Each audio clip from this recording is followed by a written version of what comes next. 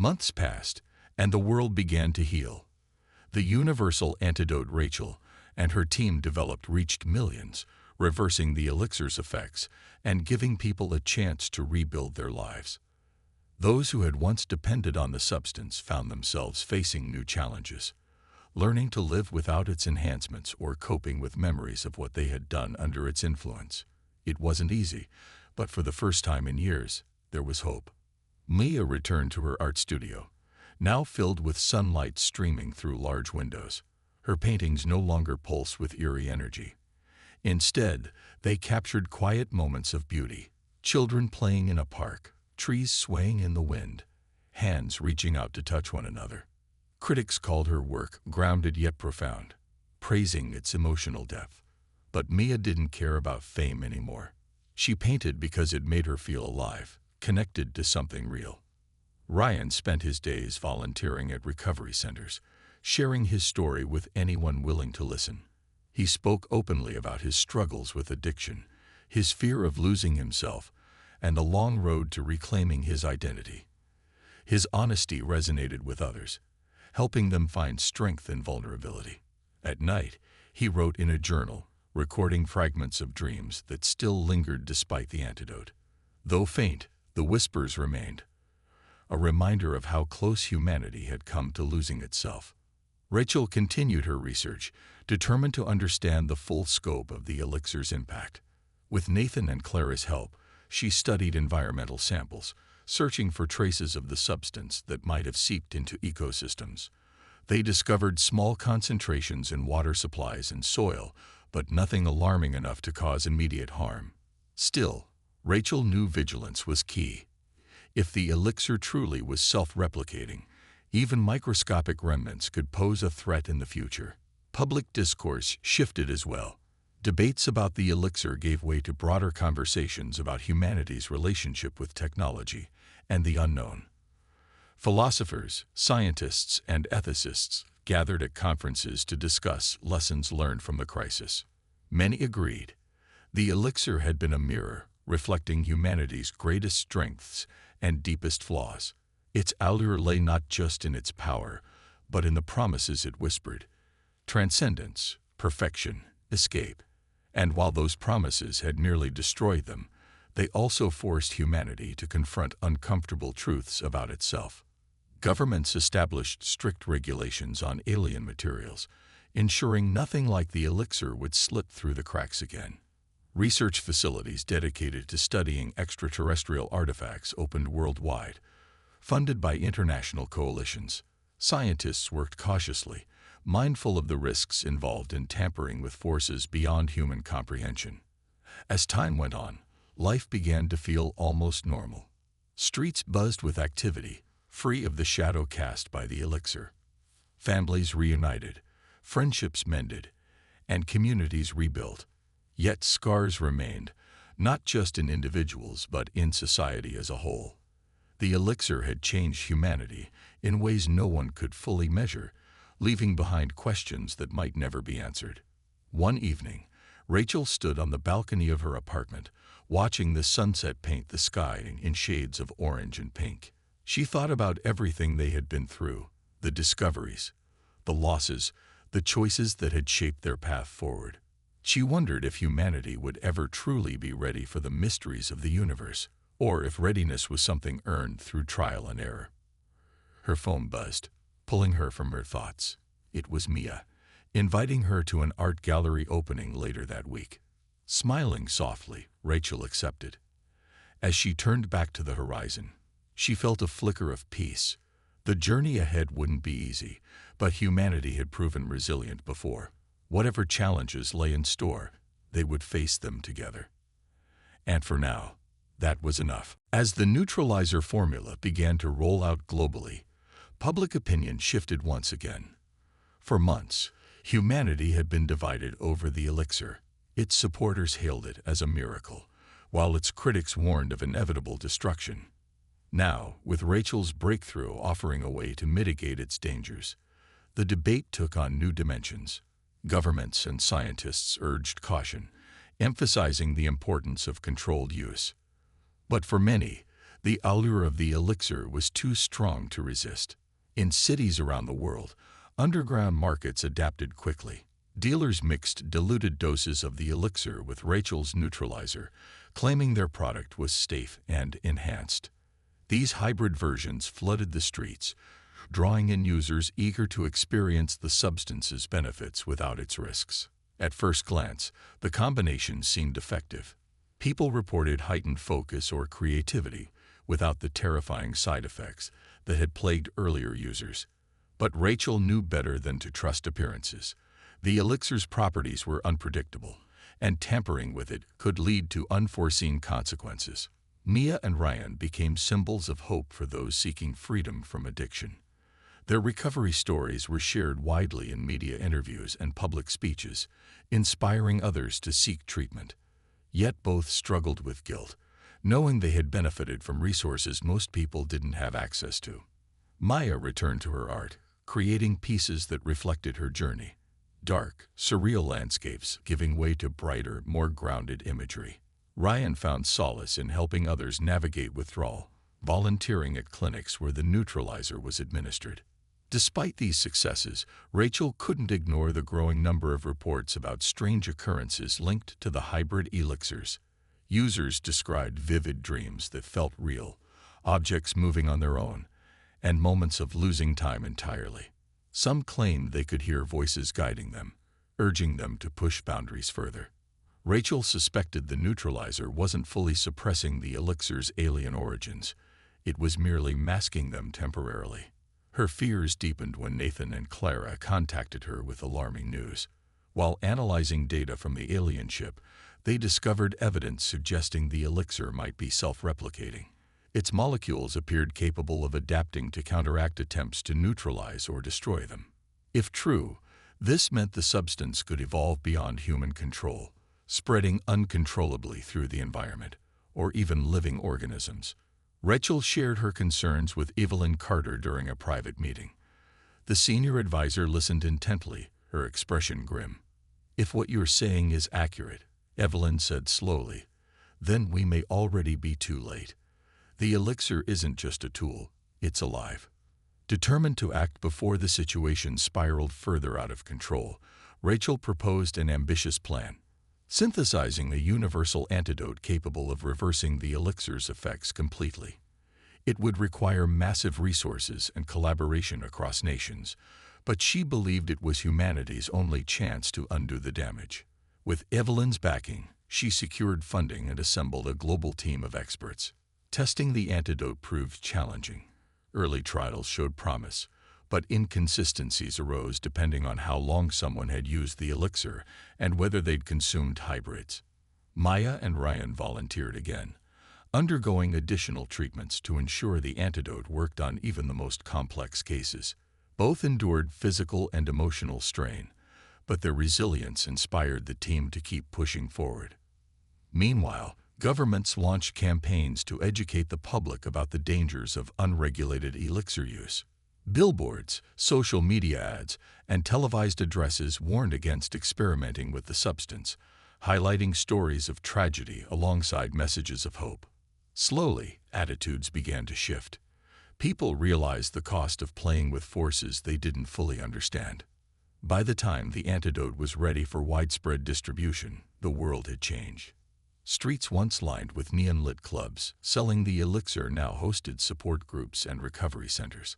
Artists like Mia inspired others to embrace creativity without shortcuts, while veterans like Ryan showed there was strength in vulnerability. Rachel watched all of this unfold with cautious optimism. She knew the elixir's legacy wouldn't disappear overnight, but for the first time, humanity had taken a step toward reclaiming control.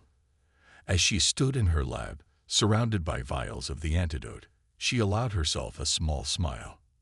They weren't ready then, but maybe, just maybe, they were getting closer. Back on Earth, the findings from the alien ship sent shockwaves through the scientific community.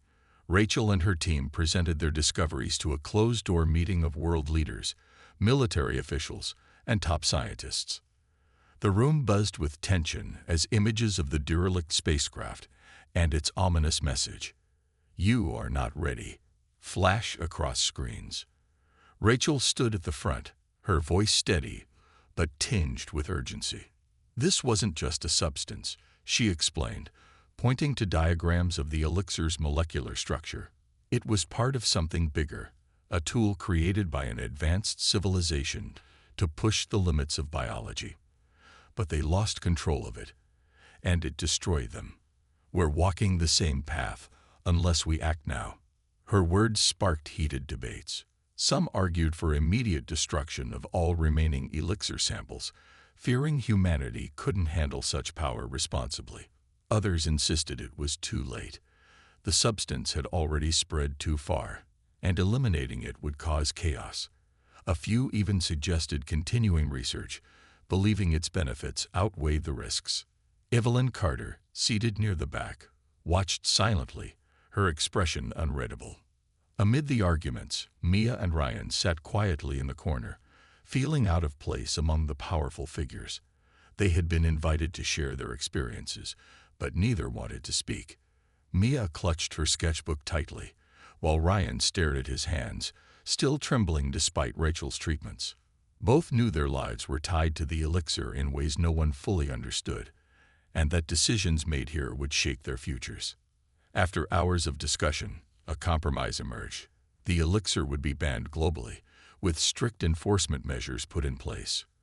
Governments agreed to destroy stockpiles and shut down illegal operations. However, controlled use under heavy supervision would continue in select labs, including Rachel's, to study potential antidotes or stabilizers. It wasn't a perfect solution, but it was the best they could do. Rachel returned to her lab determined to find a way to neutralize the elixir's effects. She worked day and night, testing formulas designed to counteract its influence without causing harm. Lucas, who had remained behind, joined her efforts reluctantly.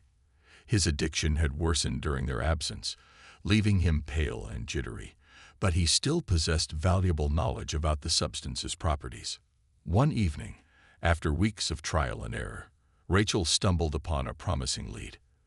By combining specific enzymes with compounds found in human blood, she created a prototype formula capable of binding to the elixir's molecules. Early tests showed it could suppress its most dangerous effects without erasing its benefits entirely. Excited but cautious, she decided to test it on volunteers, starting with Mia and Ryan. Mia agreed first, desperate to rid herself of the haunting visions plaguing her art. Rachel administered the formula slowly, monitoring her closely for any adverse reactions.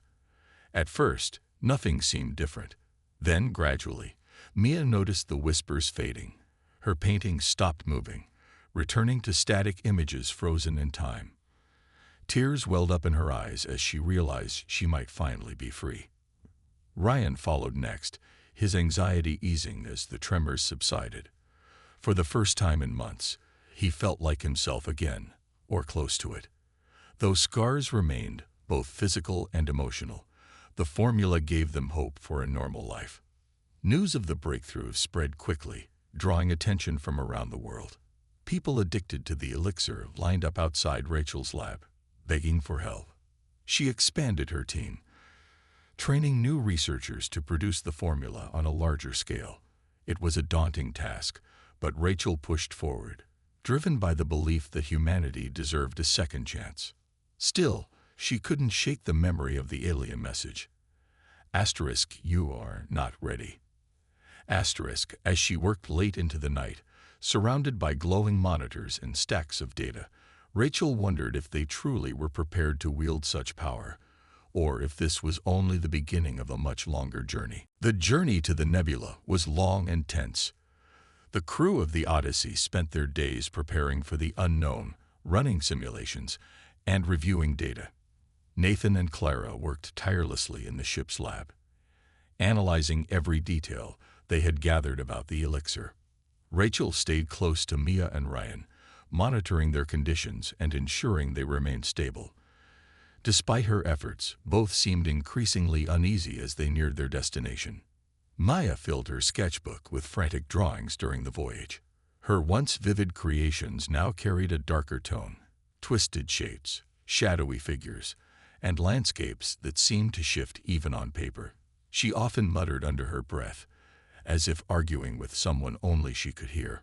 Ryan, on the other hand, grew quieter with each passing day. He spent hours staring at his hands, watching them tremble slightly, wondering when they might act on their own again. Neither spoke much, but their shared unease created a bond between them, a silent understanding of the weight they carried. When the Odyssey finally reached the nebula, the sight took everyone's breath away.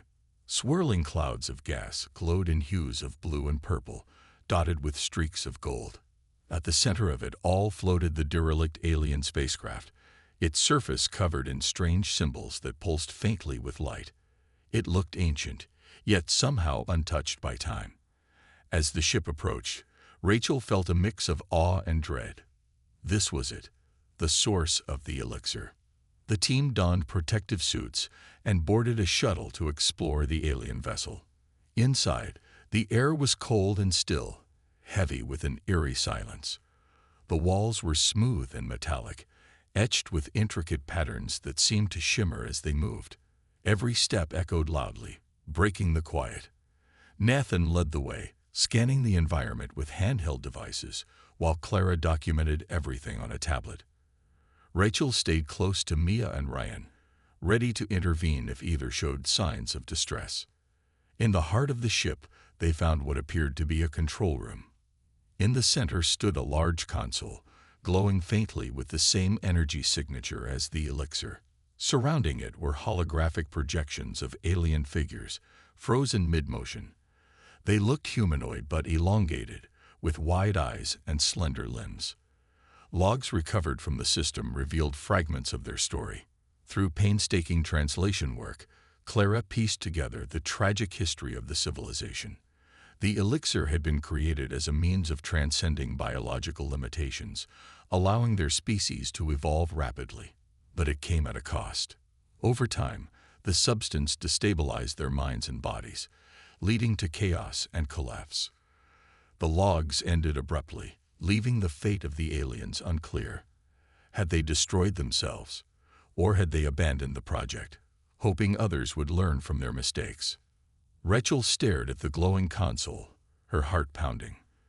This wasn't meant to be used recklessly, she whispered, more to herself than anyone else. They knew the risks, and they ignored them. As the team prepared to leave, Maya stopped suddenly, clutching her head. "Do you hear that?" she asked, her voice trembling. Everyone froze, listening. At first, there was nothing. Then, faintly, a low hum filled the air, growing louder until it vibrated through the floor beneath their feet. The console began to glow brighter, pulsing rhythmically like a heartbeat. "We need to go. Now," Nathan urged, grabbing Clara's arm. But before they could move, the symbols on the walls lit up, forming words in a language none of them recognized. One phrase repeated over and over. Asterisk, you are not ready. Asterisk. The message sent chills down Rachel's spine. She ushered Mia and Ryan back toward the shuttle, her mind racing. Whatever the elixir truly was, humanity hadn't begun to grasp its power or its dangers. And as the shuttle lifted off, leaving the alien ship behind, Rachel couldn't shake the feeling that they were being watched. The days blurred together as Rachel worked tirelessly to find a solution.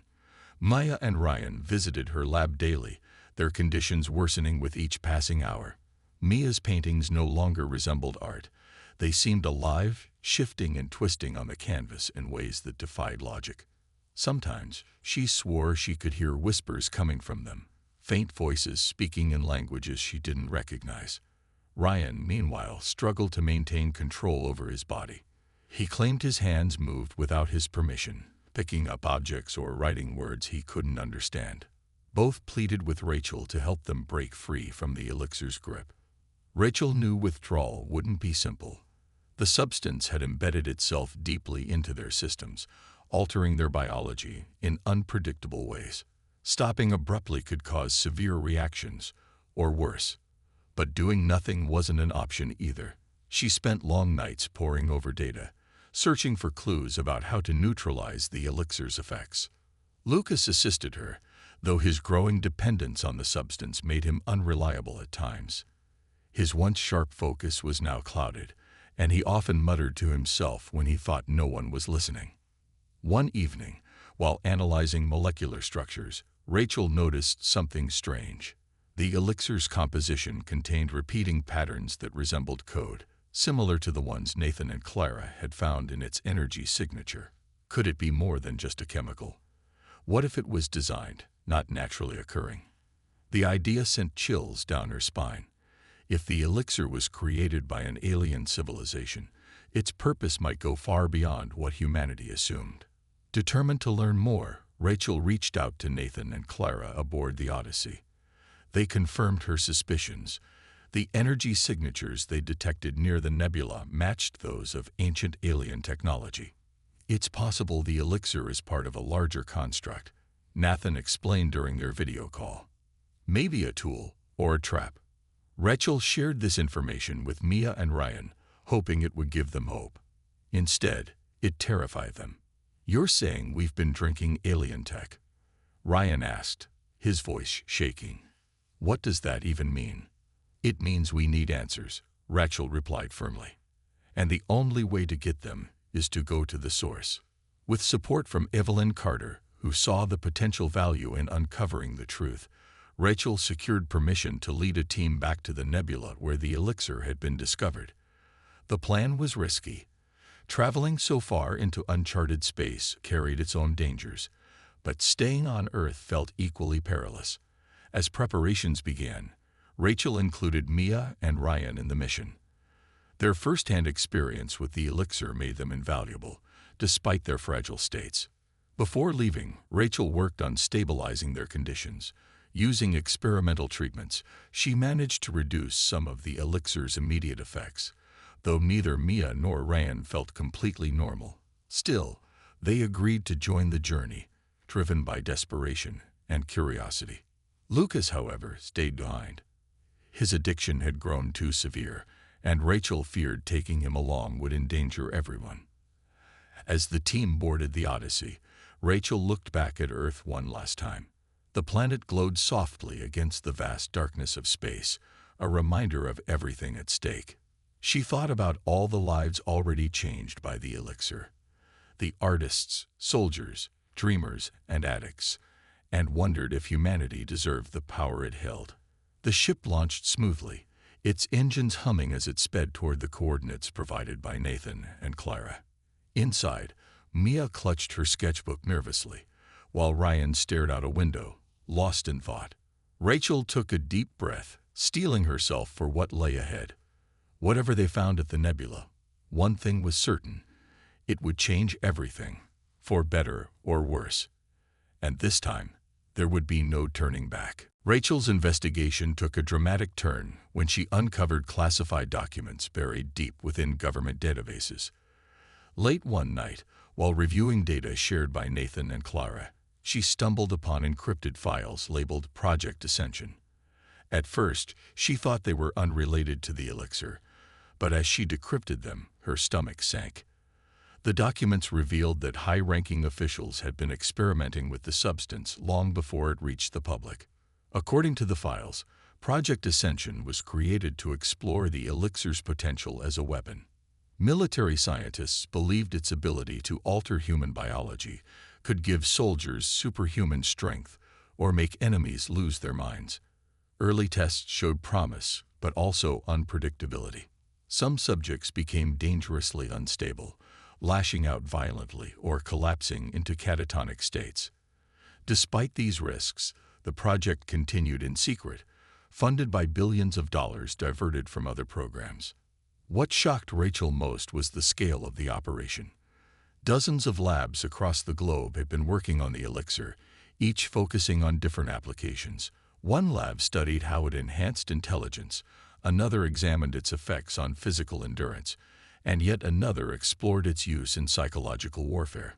It seemed no one, not even the researchers involved, knew the full scope of what was happening. Rachel felt anger rising inside her. She had always trusted the system, believing science existed to improve lives. But this was exploitation masked as progress. She shared her findings with Lucas, who listened in stunned silence. "They're playing God," he muttered, shaking his head. "And we're just pawns." The next day, Rachel decided to confront someone higher up. She arranged a meeting with Dr. Evelyn Carter, a senior advisor to the United Nations, and one of the few people with access to top-level decision-makers. Evelyn was a tall woman with sharp features and an air of authority that made most people uneasy. When Rachel laid out her discoveries, Evelyn didn't deny them. Instead, she leaned back in her chair, studying Rachel with calculating eyes. "You think this is about power?" Evelyn asked finally. "It's not. This is about survival. Humanity is fragile, Dr. Monroe. We face threats, climate change, resource wars, pandemics that could wipe us out. The elixir might be our only chance to evolve quickly enough to survive."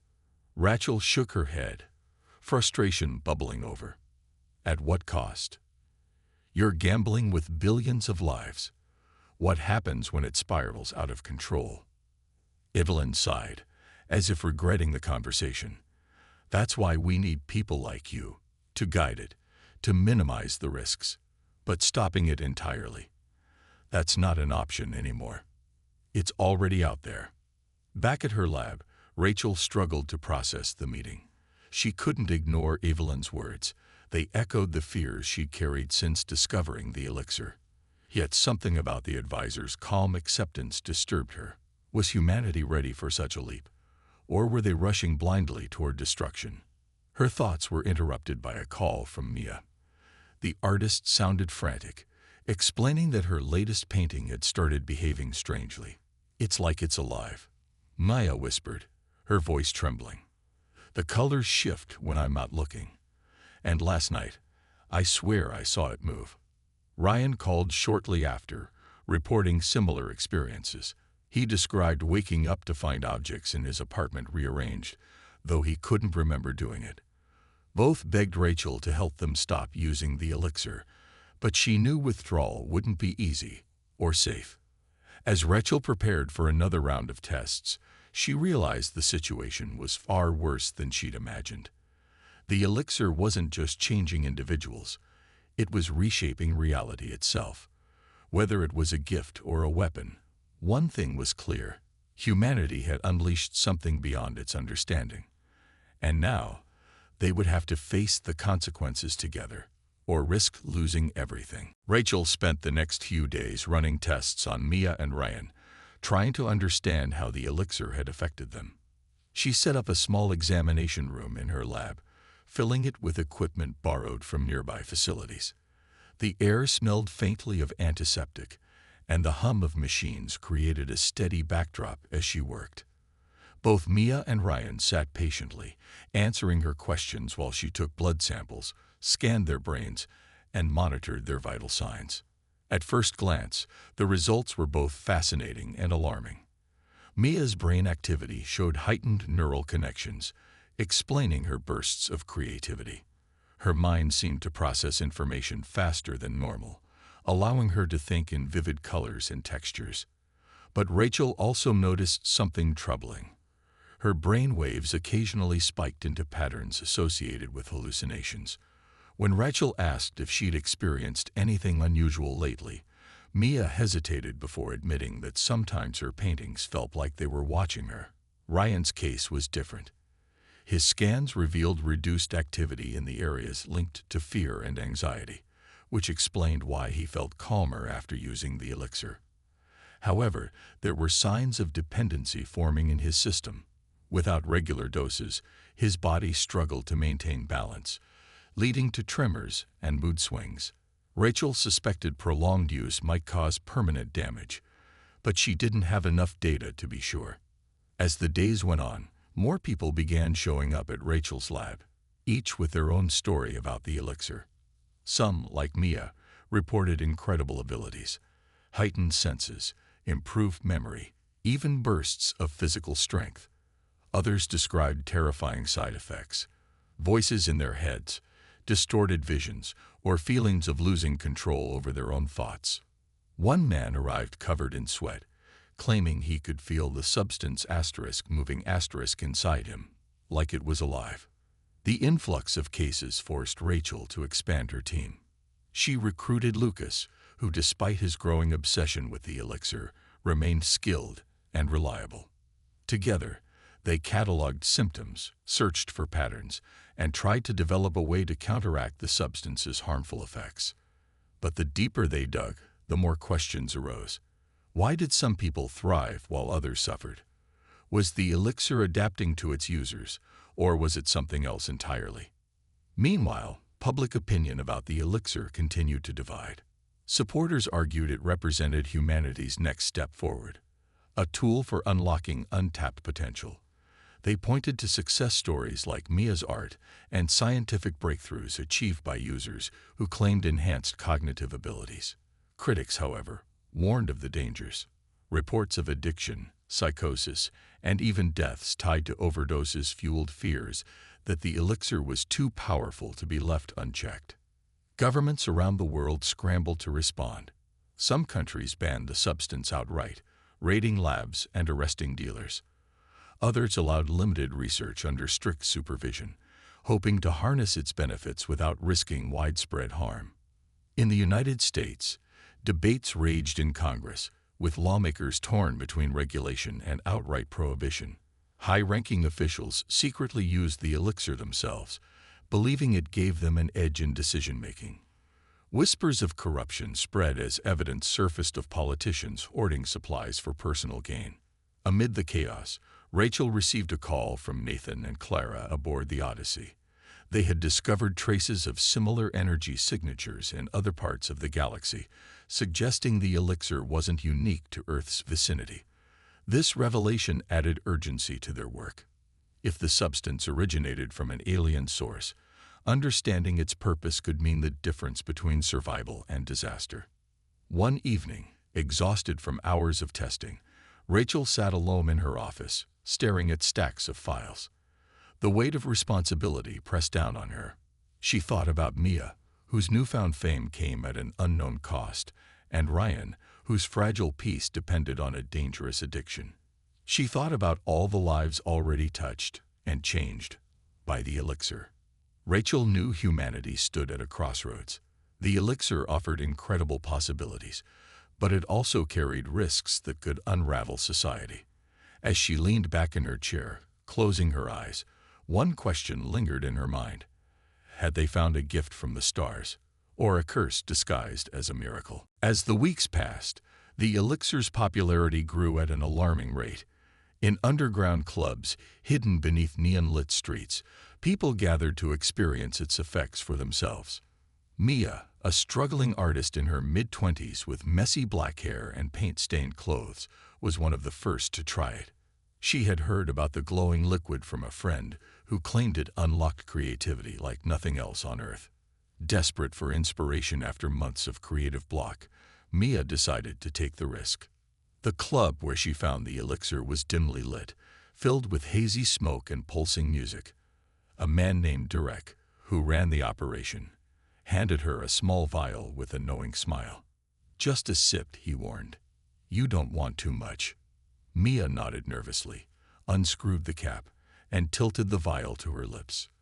The liquid tasted bitter but warm, like sunlight wrapped in metal. Almost instantly, she felt a rush, a surge of energy that made her skin tingle and her thoughts race.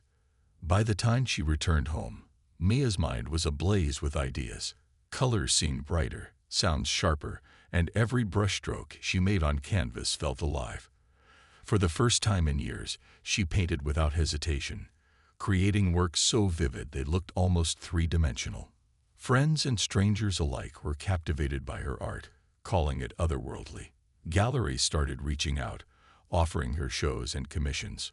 Overnight, Mia went from being an unknown artist to a rising star. But not everyone used the elixir for creativity. Ryan, a war veteran in his early 30s with quiet eyes and a haunted expression, sought relief from the nightmares that plagued him. He stumbled upon the substance through word of mouth, hearing whispers of how it could quiet the mind. Skeptical but desperate, he bought a diluted sample from a street vendor. That night, sitting alone in his apartment, he took a cautious sip. At first, nothing happened. Then, slowly, the tension in his chest eased. His racing thoughts slowed, replaced by a deep sense of calm he hadn't felt in years. For days, Ryan slept soundlessly, free of the visions that usually tormented him. But as the effects wore off, he found himself craving more. Each sip brought temporary peace, but the withdrawals hit harder each time. His hands began to shake when he wasn't drinking the elixir, and his mood swung unpredictably between bliss and despair. While Mia and Ryan explored the substance's benefits, others weren't so lucky. In another part of the city, a young college student named Alex experimented with higher doses, hoping to enhance his intelligence. At first, he excelled in his classes, solving equations and writing essays faster than anyone else. But soon, strange things began to happen. He started seeing shapes in the air, flickering patterns no one else could perceive. One evening, while walking home, he became convinced the buildings were speaking to herself. Terrified, he collapsed in the middle of the street, babbling incoherently. Reports like Alex began surfacing online, sparking debates about the elixir's safety. Some users praised its transformative powers, while others warned of its dangers. Governments struggled to regulate it, but the demand was too high. Black market dealers thrived, selling untested batches to anyone willing to pay. Even legitimate labs couldn't keep up, their scientists overwhelmed by the complexity of the substance. Dr. Rachel Monroe watched all of this unfold with growing dread. Every news story, every testimonial, reminded her of how little they truly understood the elixir. Lucas, her assistant, still seemed fine, though his personality had shifted subtly. He laughed more often and spoke with unusual confidence, yet there was something distant in his gaze. When Rachel confronted him about it, he brushed her off, saying he'd never felt better. One afternoon, as Rachel pored over data in her lab, Mia appeared at the door. Her once wild appearance was now polished, her clothes designer-made, but her eyes carried a flicker of unease. "I need your help," she said softly. Before Rachel could respond, Ryan stepped forward, his face pale and drawn. "Me too," he added, his voice trembling. Both explained how the elixir had changed their lives, for better and worse, and begged Rachel to find answers. Rachel listened silently, her heart heavy with responsibility. She knew the elixir was reshaping humanity in ways no one could predict. And as she looked at Mia and Ryan standing before her, she realized the line between miracle and menace was thinner than anyone had imagined. Back on Earth, news of the mysterious substance traveled quickly through scientific circles. Dr. Rachel Monroe, a well-respected xenobiologist known for her work with alien materials, was summoned to examine the sample brought back by Nathan and Clara. Rachel was a woman in her late 30s, with short blonde hair and a focused expression that rarely softened. She arrived at the research facility early in the morning, carrying a worn leather bag filled with tools and notes. Her assistant, Lucas, greeted her at the door, his face pale with worry. "They told me it's dangerous," Lucas said as they walked down the sterile white hallway toward the lab. "But also different. It doesn't act like anything we've seen before." Rachel nodded, though her mind was already racing ahead. When they entered the lab, she saw the glowing liquid suspended inside its containment unit. The sight took her breath away. It pulsed faintly, almost as if it were alive. Rachel approached cautiously, slipping on a pair of protective gloves before examining the readings displayed on nearby monitors. The data confirmed what Nathan and Clara had reported. The substance emitted lethal radiation, but somehow left organic matter untouched. "Let's run some basic tests," Rachel said, rolling up her sleeves. Over the next few hours, she and Lucas worked tirelessly, exposing small samples of the substance to various elements. They tested how it reacted to heat, cold, pressure, and even sound waves. Each result deepened the mystery.